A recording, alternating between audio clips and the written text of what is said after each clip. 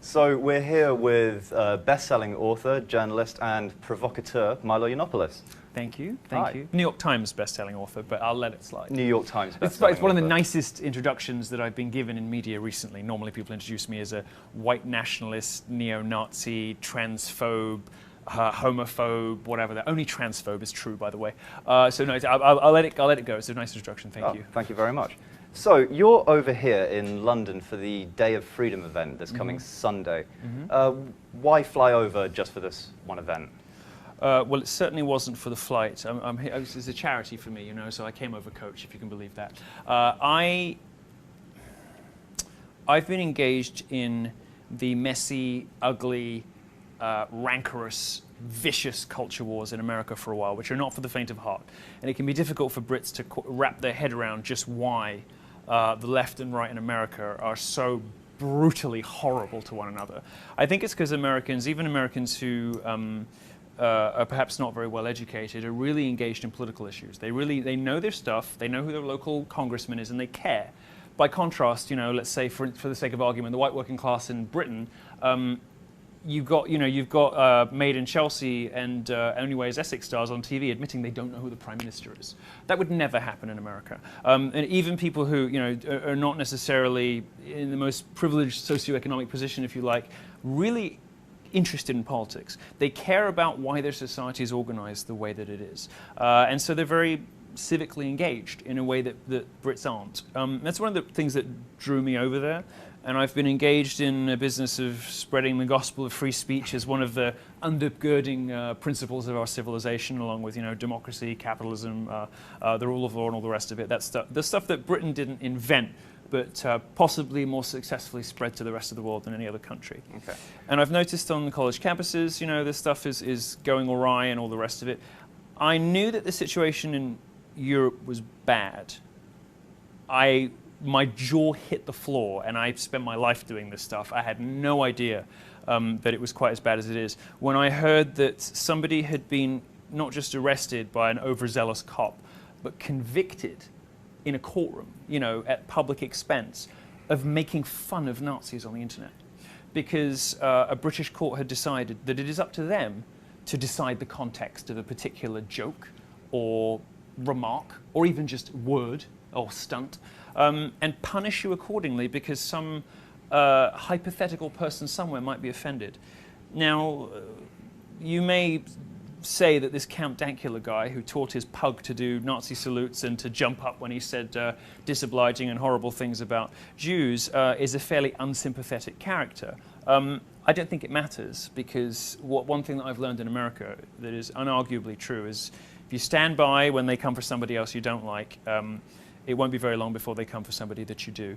And I can't wrap my head around how Britain, the modern birthplace, let's say after Greece, the modern birthplace of democracy and freedom and tolerance and liberal ideas, has started arresting people for making fun of Nazis. It's very, very important that we all come together to express our horror at the illiberal turn that society has taken, irrespective of whether we like that guy, irrespective of whether you like, you know, Gavin McInnes and his jokes about feminists, whether you like Tommy Robinson, if you believe that he's really reformed, as a lot of people like to, you know, pretend that they have questions about that, whether you like me and how mean I am about things, it doesn't matter. We are on the front lines, those of us who will be speaking on Sunday in Whitehall, of this war. We're the ones who get censored first, kicked off social media, called names by the press.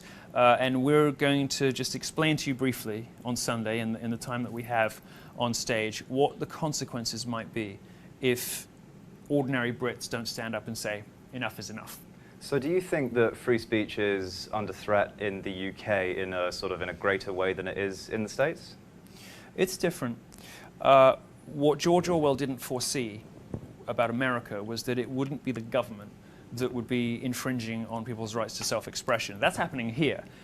You are forced to speak in a way that the government approves of in this country. I mean, that's really the reality. In the Count Dankula conviction, what we're saying is, if you live in the United Kingdom and you do not express yourself in a way that the government approves of, they can, at the barrel of a gun, which is law enforcement, you know, if you don't if you refuse to, go along with them, and they want to arrest you, they'll start pointing guns at you.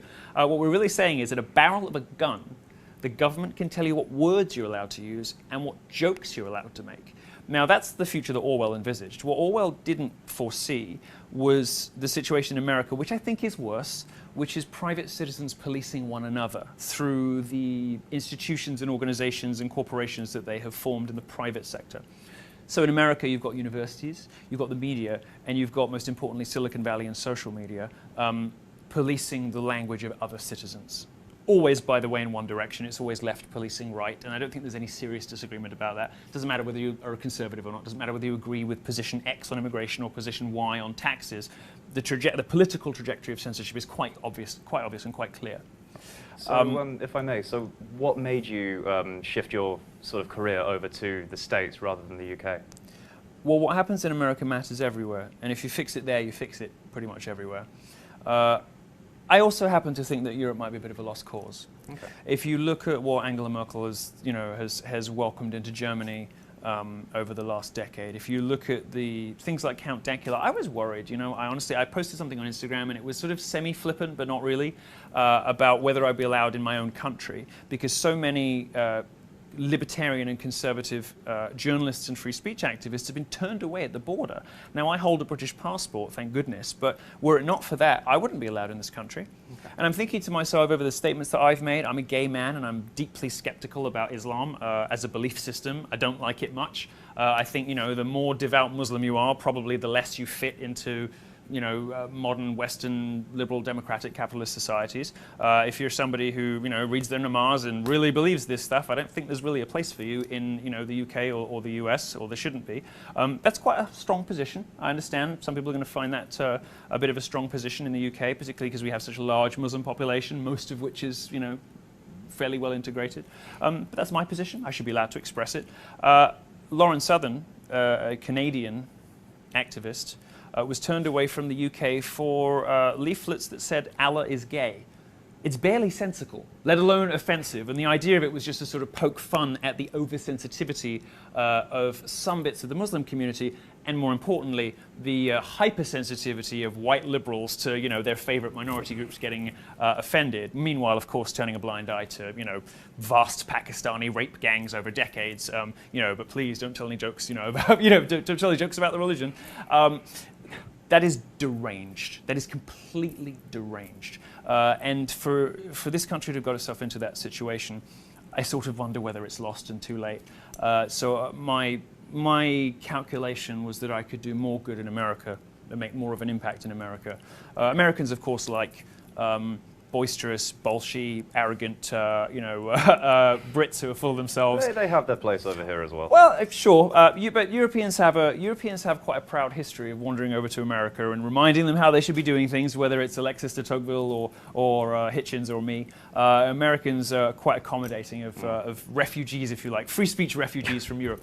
Most of what I say most of what I say in my college talks, and a lot of what I say in my book. My book sold, nearly 200,000 copies now, New York Times bestseller. Much of what I say in that book would get me turned away from the UK border if I weren't a citizen. That, again, is deranged. So you mentioned earlier that one of the sort of front lines in this, you called it a culture war, that's happening in the States, is on social media. So you're banned from Twitter. Yes, I was patient zero of the great Twitter conservative assault, which is still going on, of course. And but recently you've started claiming that some of your content is being censored on Facebook? For sure. Well, they've told us it is. They've told us it is. They've told us that they have appointed a committee of fact-checkers, all of which are left-leaning media organizations. And whatever those fact-checkers have decided is a worthwhile site is going to be boosted on Facebook. And whatever they've decided is, They come up with a variety of weaselly definitions. Facebook has said, and then they came out a couple of days ago and said specifically they're going to start ranking news organizations according to trustworthiness, that sort of meaningless, nebulous term, like safety, meaningless, nebulous term, all these words deployed by social networks, basically to one end, which is the propagation of liberal, by which we mean progressive left-wing points of view, and the censorship and ultimately the banning outright of points of view that tend toward the libertarian or the conservative. I mean, Facebook did a deal with Germany, did a deal with Angela Merkel to effectively eradicate not just criticism of Islamic immigration to Germany, but even discussion of it. You know, reasonable, respectable, mainstream concerns that ordinary German citizens have about the dramatic way in which their cities are changing. You hear the stories about these Syrian immigrants spitting in the faces of female doctors and refusing to be treated by them in German hospitals. I've not personally heard those stories. Well, I mean, you could just read the German press; they're all there. Syrian migrants burning down asylum centers because they don't like the food. German taxpayers are paying for this, but when they express anxiety about it on Facebook, they have their accounts banned. That's what's, that's the reality, and this is something that, as I say, Orwell didn't foresee. He didn't foresee that it might not be the government, or might not at least be only the government, aggressively curtailing our right to express ourselves and to discuss things, but it would be our fellow citizens, and it's not an easy fix. There's not an easy way out of that, because for conservatives, it's like, well, they're private corporations, so you should let them do whatever they want. The First Amendment, doesn't cover whatever. But by the same token, we've been perfectly happy to wander into other kinds of businesses when they have, anti-competitive practices, when they're monopolies, when they are engaging in practices that materially harm society, whether it's banks or oil companies. I think it's time to do the same to social networks. So, Kanye West recently has endorsed the man you call Daddy, and has sort of come out on the side of what he calls the freedom of thought movement. Do you sort of consider him to be a bit of an ally in what you're doing? It's nice to see Kanye is following in my footsteps and reminding minorities that they don't have to be subject to identity politics, this great cancer of American public life, in which women, gays, blacks, Jews, trannies, whoever it is, feel as though they must vote a particular way and accept a particular set of opinions, or there's something wrong with them. We've all heard that expression used about, for instance, gay conservatives, self-loathing, which is a particularly insidious and disgusting way it's doing two things, really. It's saying, if you don't agree with me, there must be something wrong with you, and since you're gay, you must have some sort of disease. You're self-loathing. It's pathologizing people for daring to think differently. I don't much mind whether what Kanye did was pure opportunism in the service of his upcoming album sales. What it's done is what I did for gays in America 2 years ago, and what women, people like Ann Coulter did in the 90s for women, which is reminding minority communities who are taken for granted by the left, despite the fact the left does nothing for them really, that they actually could explore other options. And I understand that black men in America, support for Trump has doubled since Kanye came out. Now, of course, what that means is not that support has doubled. What it means is people are more willing to be forthcoming about their political opinions, and that can only be a good thing. So, following on from this sort of toxicology, you were recently chased out of a bar in New York by a mob, shouting, is it Nazi scum, get out? I know. Why would they do that? A gay Jew immigrant with a black husband. I must be the worst white supremacist in history. I'm terrible at it. This is something Brits don't always readily understand, just how sort of vicious and nasty, as I mentioned earlier, that the culture wars in America can be. And it's like, well, if they're calling you a Nazi, you must have done something. Then why are they calling you a Nazi? This didn't come out of nowhere. Very often it does, actually. For someone like me, who is in Britain someone that you might have seen once on Newsnight, but in America is a bona fide celebrity, is a big star of the political media firmament in America. It's very difficult for me to go out anywhere without being recognized. I can't go through an airport in America these days. And because I'm perceived as being a right-wing, Trump-supporting, populist, nationalist conservative, of course it brings out the people who are very angry at the outcome of the last election. I think it's sad. I mean, I can take it because I have a security detail. I've got, I'm fine. Like, I'm good. I'm not a victim. I'm all right. But my worry is not for me. My worry is for the people who see me being I mean, the video they didn't post, by the way, was them shoving me, these gigantic mountain people, these crazy-haired feminists, sort of whatever they are. They made a wall and started shoving me. Apparently walls are good for something. And then they started the chanting and all the rest of it. My worry is not for me. My worry is for the 500 conservatives who saw that video and thought to themselves, I'm never expressing a political view in public ever again.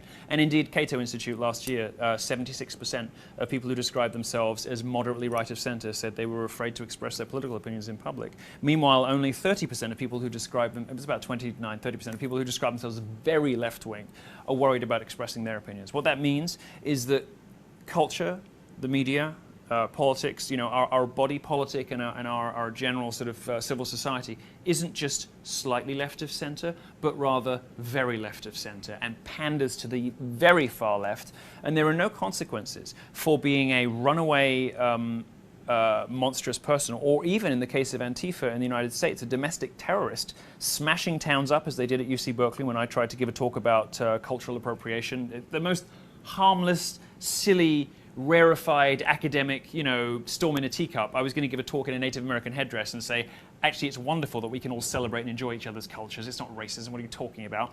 And that was enough for them to smash the town up and all the rest of it. This is how the left behaves. I mean, the left, of course, invented political violence. And it's a shame that I can't go out for a brunch. Just goes to show the left has really given up looking after minorities, getting between a gay man and brunch. It just goes to show that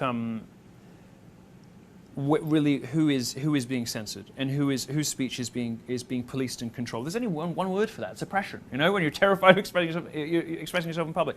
But like I said, the key thing to remember here is you don't have to just believe me. Look at what people say themselves about how ready they are and how open they are at expressing their points of view in public. Don't you want to know, lefties out there watching this, don't you want to know what your political opponents really believe? Wouldn't it help you to more effectively persuade moderates away from those positions if you actually understood them yourselves?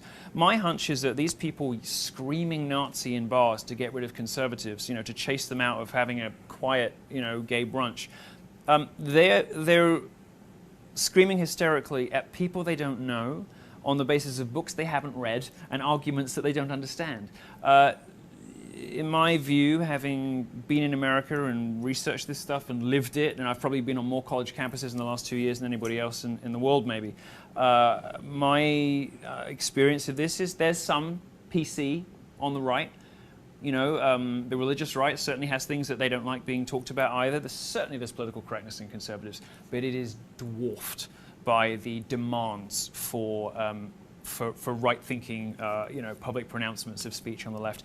And I just don't, what I don't understand is how strategically this is a good idea for the left, because they don't know what we believe, so they can't beat us. All they can do is yell. And the product of that is these extraordinary outbursts of frustration like Brexit and the Trump election. This is what happens. There's a term in sociology, it's called a preference falsification. When all the pressures in society point in one direction, and you know there are social consequences to admitting that you don't believe what everyone else seems to be saying they believe, you have to falsify your preferences. You have to say, oh yeah, I'm a feminist, even when you're not, as so many female and male celebrities have to do, even though they know that feminism has become a sort of vindictive, man-hating, lesbianic cult that seems to be more obsessed with tweeting mean and untrue things about straight white males than equality for women. But you have to say you're a feminist or you might lose your job. What ultimately eventually happens when you force people to say things in public that they don't believe in private? Because you can force them through intimidation to say what you want in public, but you can never change what they think by intimidation alone. You can change them through persuasion.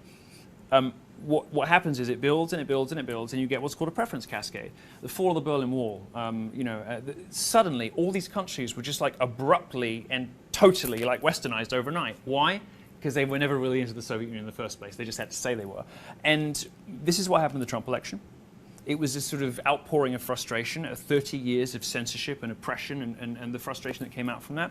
And it's the same, I think, that happened with Brexit. Many people voted for Brexit not because they particularly gave a stuff about whether or not they were going to leave Europe or not. They just wanted to stick it to the guys who'd been forcing them to lie for so long.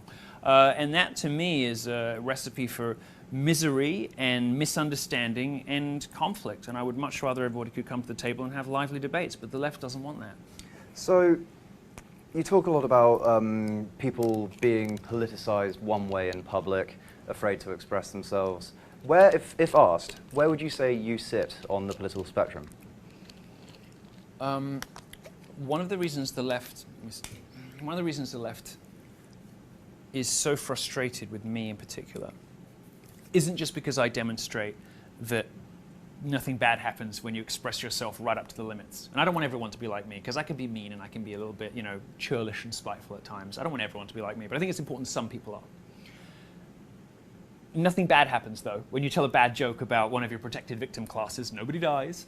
So not only do I demonstrate that, which they don't like, I'm also living refutation of identity politics. I am a very smart, very expensively and well-educated, very well-read individual who happens to be gay, who happens to be married to a black man, and I absolutely hate the left. And I hate the left, because I have arrived as a product of reason and thought and my own critical faculties at a conclusion based on evidence and whatever, that they're wrong about just about everything. Not 100%, but I don't know, 98.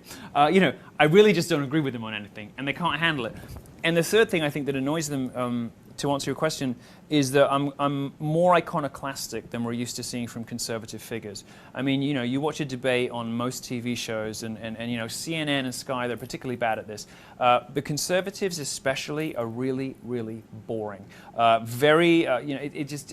can write the debate before it happens. I know what both sides are going to say. People have to line up and be sound on all the issues, and they have to you have to believe this, and this, otherwise we can't put you on TV as the conservative. I say what the hell I like on whatever subject I like. I happen to believe that there's a strong case for reparations in the United States after slavery, since that country has never got over the legacy of this appalling chapter in history in a way that the UK has. I don't think there's any real racism to speak of in this country. I went to a very fancy a grammar school with a lot of rich kids, and there were some people there there were some of my classmates who were black, but it's not the first thing I remember about them. It's like Angelo, my friend, oh yeah, and he was black. I don't think there's much hysterical, hyper-aware racial anxiety in this country. Very little. In America, though, the left sort of seems to demand that we're constantly assessing people on the basis of their skin color and their sexual orientation and their gender and all the rest of it. And I don't like that very much, and I find it frustrating. But my point was that I think there's a good case, reparations for slavery. I'm probably the only person who is called a conservative in America who would ever say anything remotely like that. In fact, they don't call me a conservative; they call me like a far-right monster. I'm an iconoclast, and that's why that's why I think I have the enormous fan base in America that I do. It's why people find me interesting. It's why when news happens, people are like, I wonder what he thinks about this, because you can't really predict what I'm going to say. We live in an era in which iconoclasts are in very short supply. We're an endangered species. People who have decided, no matter the social consequences, throw caution to the wind and just say what you actually really believe, in the hope that although there'll be hiccups and people will mischaracterize you, people will unfairly, paraphrase your views, people will use your loose, extemporaneous theorizing on late night live streams against you, as happened to me last year. But the general trajectory of your career will be positive because people appreciate that even if they don't agree with you all the time, you say what you really believe and what you really think. As to where I sit on the political spectrum, I am very traditional when it comes to gender roles. I think that men and women are happier in, I guess, to very, very crudely shorthand it, in that sort of 1950s idyll. I don't necessarily think that both parties are freer, but I think they're probably both happier in that situation. And freedom and happiness do not always, march in lockstep. And I care more about human happiness, let's say, than pure freedom for its own sake. I'm probably fiscally conservative. I have very, I guess, woke views on, on a lot of racial questions. I agree with Black Lives Matter on a lot of their diagnosis of the problem, although I think their solutions are, well, they don't have any. And the petulant throwing toys out of the pram, smashing towns up is the worst possible thing you could do if you wanted to help heal racial division. But some of the things they say about racial problems in America are unarguably true. So I don't know. I don't spend a lot of time thinking about how to categorize myself. Other people are paid to do that. Other people do so at great length. But like I say, I mean, I think the interesting thing about the question and the reason perhaps you're asking it, is that I'm one of those rare examples in culture of an iconoclast. And you can, Christopher Hitchens was certainly one. One of the markers of people like that, by the way, is that they very often change their views over time because they are persuaded by new facts or persuaded by new arguments. You don't see that very often from the sort of partisan figures you generally see on television. And changing your mind over time as a result of learning new things, like when the facts change, of course your opinion is going to change, is not a mark of being opportunistic or weak-willed. It's a mark of having integrity. So my views evolve over time, as they did on gay marriage, for instance. I was very against it at one point, and then I realized I was being an idiot. And fell in love myself, and I was like, "What was I thinking?"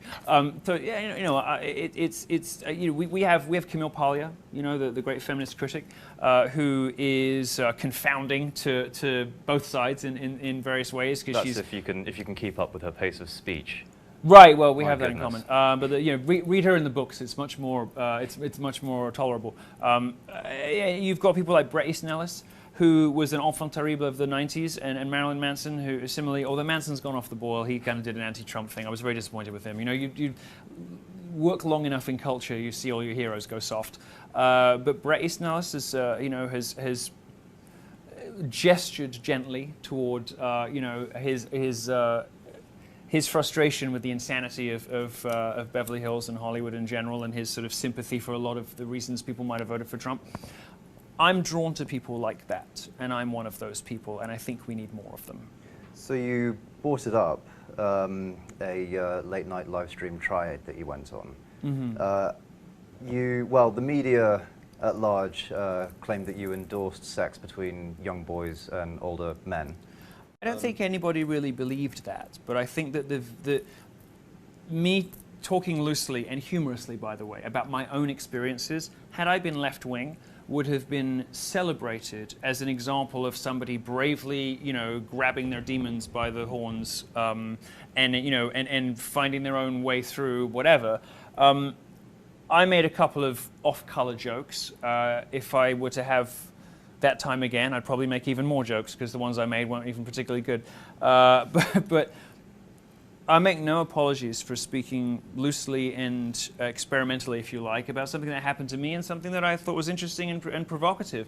And I would do the same thing again. I don't think anybody believes that I think it's okay for people to have sex with children. I don't think anybody believes that. But it was a nice open line of attack for people to attempt to divorce me from a conservative fan base, for whom, of course, like everybody, but especially for the conservatives, kids, family values, and all the rest of it are paramount. Nobody really believed that. Nobody does believe that. And if they had, I wouldn't have sold 200,000 books after it happened, I'm going to get myself into those kind of scrapes my whole life. And if I stop getting myself into those kind of scrapes, then I know that I'm playing it too safe.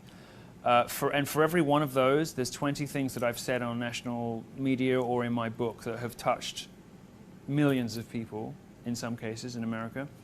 I mean, look, I basically single-handedly turned feminism in America into a laughingstock. I made it from something people were afraid of to something people laughed at. Now, obviously, things were moving in that direction anyway, but I gave it the most almighty kick. It accelerated that process by 2 decades. And then I did the same thing with free speech on college campuses. Now all anyone can talk about is conservatives on college campuses. Well, I invented that conversation 2 years ago. When I do so much remarkable good, I give 7 hours of interviews a day. I'm going to screw up sometimes. I'm going to speak imprecisely. Who cares? So a word you have used quite a lot is provocative and provocation. Mm-hmm. There's a growing school of thought, or would you agree that there's a growing school of thought that small c conservatism is the new countercultural movement, or is the new punk rock? I think I invented that expression about 2 years ago, and then lots of uncool people started saying it. Maybe I didn't, but maybe I popularized it. It's one of your quotes. Yeah, typically what I do is kind of read and synthesize a lot, and then because I say it, everybody hears it. But that's obviously true.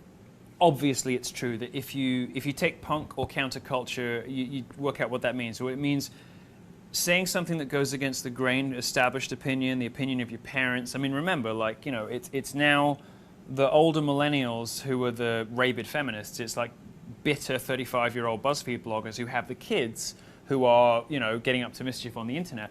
feminism and social justice and all the rest of it is not a youth movement anymore. It's a middle-aged movement. Yes, obviously, it's edgier and more dangerous, and you risk your career, your reputation, your relationships, your life in some cases, with people wearing "Make America Great Again" hats, getting attacked in the street, university professors putting bike locks in socks and whacking people just because they're lining up to hear a gay guy talk about about free speech. Obviously, yes. I mean, people get shot outside my shows. It happened in Seattle. The last time that happened with a cultural figure who was creating conversation of this kind of scale, I guess, would it be Marilyn Manson in the 90s, or maybe rappers in the 90s and 2000s?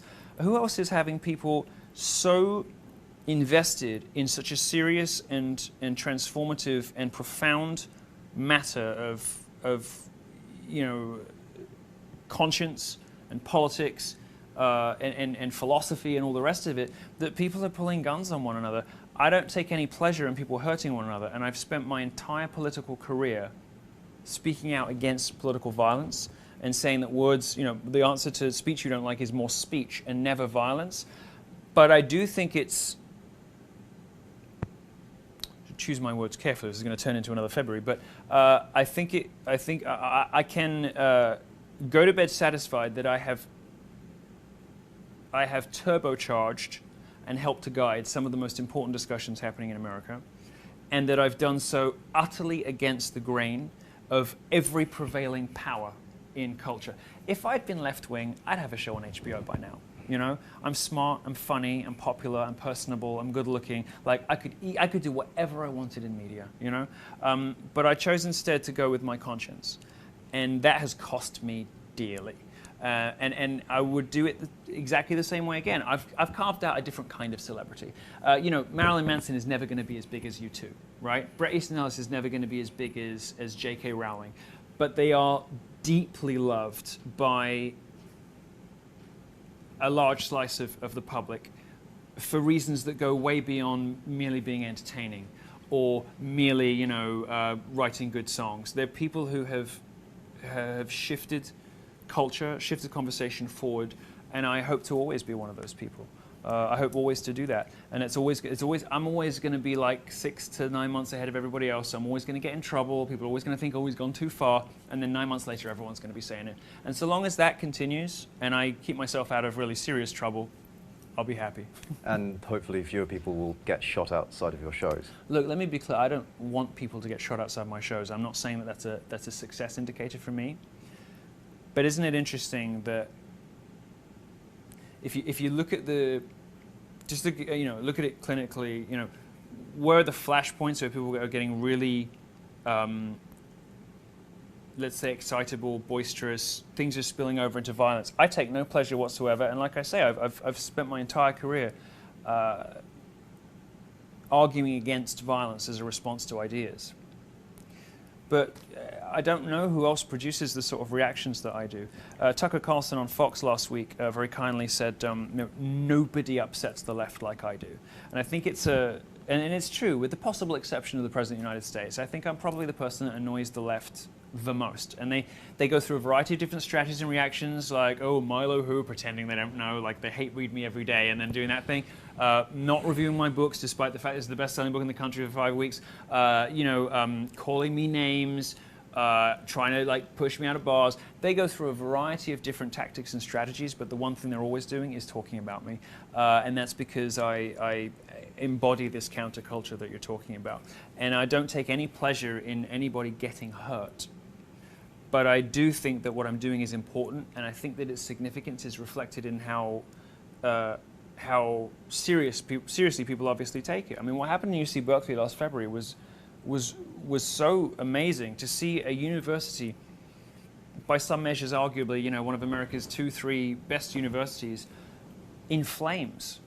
Windows smashed, generators set on fire over very mild politics. Remember also, this is worth pointing out, it's worth reminding people that I don't hold any views that are not shared by 100 million Americans, and I'm sure a couple of million Brits too. I have respectable, reasonable, mainstream libertarian and conservative beliefs. the reason the left hates me is not because I'm extreme right-wing. The reason the left hates me is because I'm effective, because I'm fascinating and effective and compelling. And I persuade moderates, and I draw people in. They want to listen. They want to know what I have to say. But because of the drama that constantly follows me, every interview I give now is about me as a phenomenon instead of about subjects I really care about.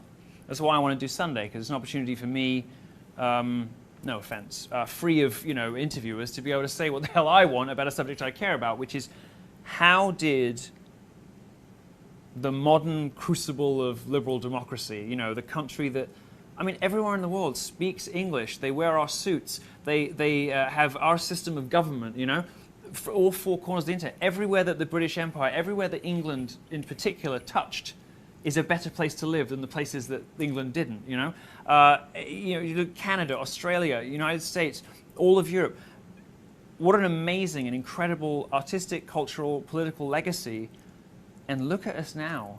We're ignoring decades-long systematic gang rape of vulnerable young women because the police don't want to appear racist. Meanwhile, we're convicting and fining people for making fun of Nazis on the internet because it's easier to do, and because we have this misguided idea that words are somehow just as bad as actions. It's horrible. It's so horrifying. I don't know how many times I'm going to be back in this country. I don't know how many times I'll come back here. This might be the last time I'm ever here, which some viewers will, of course, regard with a degree of pleasure. But every time I come back, I have a not insignificant worry when I get up to the border, that somebody's going to cause trouble for me and ask me to go back to the United States. So you said in the United States that you're the left's second most hated figure. Well, I don't know. I think Daddy and I are neck and neck, and it depends who you ask. On college campuses, it's me. In the media, obviously, it's him. I don't know. I've had a quiet year. A lot of Donald Trump's sort of core supporters were pretty disappointed by him in the wake of the airstrikes on Syria. And you were a big supporter of Trump during his election campaign, not in an official capacity, but surely in your speeches. So what's your takeaway? The campaign was very kind. They said they couldn't have done it without me, which I don't really believe, but it was nice that they were watching me so closely. Well, look, Trump's support among his base is back up to 88, 89%. His approval rating is up to 50. What you don't hear very often, but Drudge has done a good job of tracking. Trump's approval is much higher than Obama's was at every stage of the presidency. Trump. You may regard Syria as a misstep. I think everybody breathed a sigh of relief when they realized that it was not a precursor to sending in lots of troops and all the rest of it, and that it was the surgical one-off, action that it was promised that it would be. I think people were relieved by that. I think that these foreign entanglements have to stop. I think these foreign whatever has to stop. But I get the argument for Syria, blah, blah, blah. I think Trump's accomplishments dwarf the disappointments. If you look at it's not so much just about what he's passed, although he has passed, with the tax, with the tax cuts and all the rest of it, far more than any other Republican would have been able to accomplish in his time in office. Set aside his legislative accomplishments, which are not insignificant, and that's putting it mildly. The effect of Donald Trump on culture, which the media hates so much, which particularly Brits, because they think he's gauche and crass and boorish. And I get it. I get it. I'm from here too. I do still remember what it's like to be, to have a British perspective on things. Like, oh my God, Donald Trump, please. I get where that comes from, and occasionally I feel it myself. But the effect of Donald Trump on culture, which everyone around the world seems to, to wring their hands at, I think is fantastic. If you look at the extent to which people now feel freer to express their political opinions and affiliations, if you look at how much more vibrant and vivid and vivid and alive political conversation is, even if some of it is spilling over into altercations, if you look at the hope that I see on the faces of young conservative students, even in places like the People's Republic of California, when they really believe that there is a chance for them to make their mark ideologically on their colleagues at college. People like me and Trump and maybe now Kanye have have done that, and it's all happened in the last couple of years, and it has completely changed the game in terms of like how conservatives and libertarians feel about themselves, their hopes, their their hope that maybe the system can be broken. Maybe this sort of perpetual Bush-Clinton, deep state, collusion, elitist corruption, media, entertainment, academia, what did they used to call it for the wars? The complex, the media, academic, entertainment industry complex. Maybe they could be broken. People aren't watching the Oscars anymore. They're becoming less politically and culturally relevant. People are watching instead this, kooky gay guy on college campuses who's getting millions of views for whatever, until YouTube, of course, comes and starts suppressing the view counts. People aren't paying any attention to how celebrities tell them to vote anymore. Instead, they're going with the weird, wacky guy with the gold buildings and his name on them who is, in a reality TV show. It feels like the plates have shifted. And I don't know, nobody knows where they're headed. But with Bernie, who of course was, swindled out of a fair shake in the primaries, and with Trump, who blew away the opposition, I think there's a sense that the uniparty, the Democrat-Republican sort of nexus, that yoke could be broken. I don't have that same hope for Britain, really, because my experience, I've worked at, very prestigious newspapers in this country. I've hung out with, I was one of the last people to spend time with Margaret Thatcher before she died, because I was very close friends with one of her friends who was an MP. I have mixed with every, my dad, when I was growing up, ran a security company, so I had people knocking on the door begging for £30 because they, were going to not be able to see their kids that weekend. I have met every echelon, left, right, center of this country.